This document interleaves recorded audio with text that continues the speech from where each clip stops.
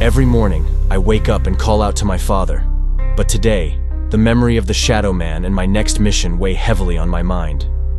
Accepting that my father is lost in the void is a bitter pill to swallow, yet it's the stark truth. I dress quickly and make my way to my father's laboratory in search of clues. As I pull out the book, a misty haze greets me, drawing me towards an empty glass cabinet with a peculiar lock. But nothing prepares me for what happens next. My father's journal materializes out of thin air, accompanied by a golden feather and quill that begin to write on their own. I watch in awe as my father's name, Franklin Ravenwood, is etched out, followed by the words, Everett Ravenwood, Urban Legend Hunter. Assignment, Bell's Hollow, The Legend of the Haunted Dolls. Perplexed, I retrieve the journal, carefully lock up the laboratory, and head towards my car. The drive to Bell's Hollow is long and silent, the winding road seeming to stretch on forever. Thoughts of my father and the task that lies ahead consume my mind, leaving me feeling more alone than ever. As I arrive in the small town, I'm greeted by a dilapidated building with a sign barely holding on by a single nail. It turns out to be a toy shop. An uneasy feeling settles over me as the town lies cloaked in an eerie silence, with deserted streets and shuttered windows. One establishment catches my eye, an old bar nestled deep within the village, its exterior covered in vines yet showing signs of life. Inside, I find a young woman with long, curly red hair. Her green eyes meet mine as I remove the hood of my black raincoat. She mutters under her breath, continuing to clean the mugs with a towel. "What ails you, my friend?" she asks, her tone tinged with weariness. "I'm Everett Ravenwood," I begin. "This is going to sound odd, but I was sent to help you. Are you Angelica Townsend?" "There's no one here by that name. Trust me, I know everyone. Now, about that drink." She grumbles. She fills a stein with frothy beer, slapping it on the bar with a resounding thud as it sloshes to the side, its foam pouring out.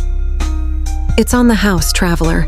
We don't get many visitors here, and I'm not one for answering questions. However, if you ever need a drink, food, or a room, I can help." She responded with a sharp eye. We sit in silence until she drums her fingers on the bar top, returning to cleaning the mugs with an unsettling glare. "I suppose I can get a room for the night," I say, breaking the silence. "Is there someone I can talk to about the issue plaguing your town?" "Breakfast is served early, unless you prefer crumbs." She spits, handing me a key with a red plastic keychain labeled Room 1. I thank her for the beer and retreat to my room. It's nothing fancy, just a bed full of springs covered in a red checkered blanket. A buck's head stares at me from the wall. The toy shop piques my curiosity, and with the inactive town of Bell's Hollow, I know it's my chance to investigate. The next morning, I find an empty bar, but a breakfast buffet awaits me. The atmosphere feels devoid of energy, and I scarf down my food, then head out in search of the secretive toy shop. As I step into the dimly lit antique store, fear and doubt surge through me. What if I'm not strong enough? What if I fail, like I failed to save my dad? In the midst of my turmoil, the journal flies out of my pocket and lands on the ground with a thud. The pages flip rapidly, guided by an unseen force, until they settle on a page filled with my father's handwriting. "Son, believe in yourself as I did all those years." The words seem to leap off the page, a reassuring reminder of my father's unwavering faith in me. With renewed determination, I reach for the journal and clutch it tightly to my chest. My father's words echo in my mind, giving me the strength to push aside my doubts and face the challenge ahead. I square my shoulders and turn back to the dolls, my grip on the amulet firm and unwavering. "I believe in myself," I whisper, the words a mantra that fuels my resolve. With a swift motion, I raise the amulet high and unleash its power. A blinding light erupts from the amulet, bathing the room in its golden glow. The dolls recoil, their glassy eyes widening in fear as they hiss and screech in protest. But their retreat is short-lived.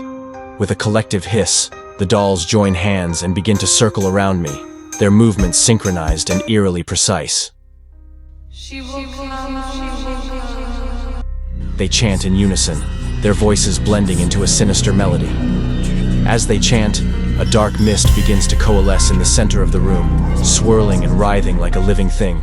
Slowly, it takes shape, forming a larger-than-life haunted doll that towers over me like a malevolent giant. I watch in horror as the doll's eyes flicker to life, glowing with an otherworldly light that rattles my knees.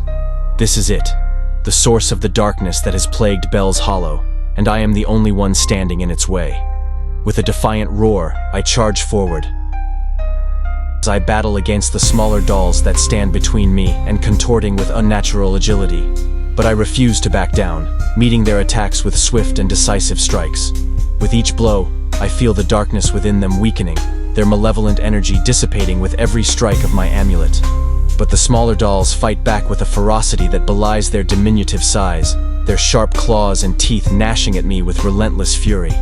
I duck and weave, dodging their attacks with the agility of a seasoned warrior, but they continue to press forward with unrelenting determination. With a surge of adrenaline, I summon the last reserves of my strength and launch a final assault against the smaller dolls. With a flurry of blows, I shatter them one by one, their porcelain bodies crumbling to dust at my feet. Exhaustion washes over me as I glare at the towering haunted doll looming before me. Its eyes blaze with unholy fire as it prepares to unleash its full fury. With a deep breath, I steady myself and raise my amulet high, ready to face whatever darkness lies ahead. For I am Everett Ravenwood, urban legend hunter, and nothing can stand in my way. As the last of the smaller dolls crumbles to dust at my feet, I turn my attention to the towering monstrosity that looms before me. Its eyes blaze with unholy fire, its twisted features contorting into a grotesque mockery of a smile. With a hideous shriek, it lunges forward, its massive porcelain limbs crashing down towards me with deadly force. I dodge to the side just in time, the doll's claws scraping against the floor with a piercing screech. Swiftly, I retaliate, swinging my amulet with all my might. The doll recoils, its eyes narrowing in fury as it prepares to strike again. With adrenaline coursing through my veins, I launch myself forward, meeting the doll head-on with my amulet held high. Blow after blow rains down upon me, each threatening to crush me beneath its weight, but I refuse to yield. With every strike, I push myself harder, driving back the darkness with each swing of my amulet. Yet the doll is unrelenting, its attacks growing fiercer with each passing moment. I thwart the monster's advance, avoiding its deadly claws as they slash through the air with unholy precision. But even as I fight, I feel my strength waning, the darkness threatening to overwhelm me. Desperately, I lunge forward, my amulet blazing with brilliant light as I plunge it deep into the doll's chest. It lets out a booming cry, its porcelain body trembling as it struggles to break free. But I hold on, pouring every ounce of strength and courage into my attack. Slowly, the light begins to fade, the darkness receding as the doll's movements grow weaker. With one final surge of power, I wrench the amulet free, unleashing a burst of energy that engulfs the doll in blinding light. Within my fatigue, my thoughts begin to plague me again. It's as if something or someone takes over my mind. But what or who? My father materializes out of thin air. He towers over me with a dagger raised high. Father, please forgive me, I beg. But it's short-lived. He fades away when a dark cloud forms over the horizon. Out of the haze stands the barmaid. Her new form takes on a demonic appearance. Her skin is now purple, her black ram's horns curled sharply around her profile. She is now an embodiment of pure evil. Her erratic movements stagger closer. She shoots out distorted and long black claws. My knees start to knock from her glowing red eyes. She grows closer, and I can see her jagged fangs. "Are you Angela Townsend?" I hesitantly responded. Yes. You destroyed my precious family of dolls, and now I shall destroy you. As Angela's human form dissolves into nothingness, I collapse to my knees, panting heavily from the intense battle. The adrenaline floods my veins, but beneath the rush, I feel a deep sense of exhaustion creeping in. My body aches, and I know I won't be able to hold out much longer. But then, I feel a sharp pain shoot through my arm. Looking down, I see 3 deep scratches where Angela's claws tore through my flesh. Panic surges through me as I realize what this means. The demon witch's poison. I've been infected. I stagger to my feet, my vision swimming as the poison begins to take effect. Delusions swirl around me, distorting reality and turning everything into a nightmarish haze. But within the chaos, I see it through double vision. The relic dagger, glowing with a brilliant light in my hands. With a desperate cry, I reach out and grasp the dagger, its reassuring weight grounding me in the midst of the delusion. I can feel its power coursing through me, pushing back against the darkness that threatens to consume me. With renewed determination, I force myself to focus, blocking out the delusions and honing in on the task at hand.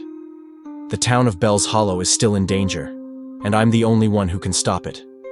Drawing upon every ounce of strength and willpower within me, I push forward, the dagger leading the way as I fight through the haze of my own mind. Angela makes a hasty mistake. She raises her arms, conjuring dark magic that is slow to complete. It gives me the opportunity to end her wicked ways. I plunge the dagger upwards, piercing her heart. She screams, then dissolves into thin air. A peculiar but welcome sight occurs. The townsfolk emerge from their homes, their faces filled with relief and gratitude as they see me standing before them. The skies open up, and a brilliant sunlight beams down. I fall backwards and bask in its glow.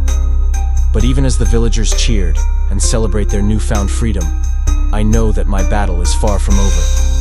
For the darkness still lurks in the shadows, waiting for its next opportunity to strike. But now, with my amulet, journal, and relic dagger, I felt hopeful. For the moment, everything is still, the air heavy with the scent of ozone and burnt porcelain.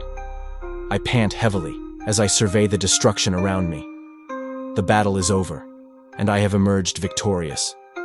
But even as I catch my breath, I know there is more to come. With a weary sigh, I push myself to my feet and turn towards the exit. The town of Bell's Hollow is safe once more, its streets bathed in freedom and happiness. I know that the darkness will always linger, waiting for its next opportunity to strike. But for now, I will bask in the light, knowing that I have done my part to keep the darkness at bay. Or so I thought. My journal comes to life once more. It reads, "The Fiend."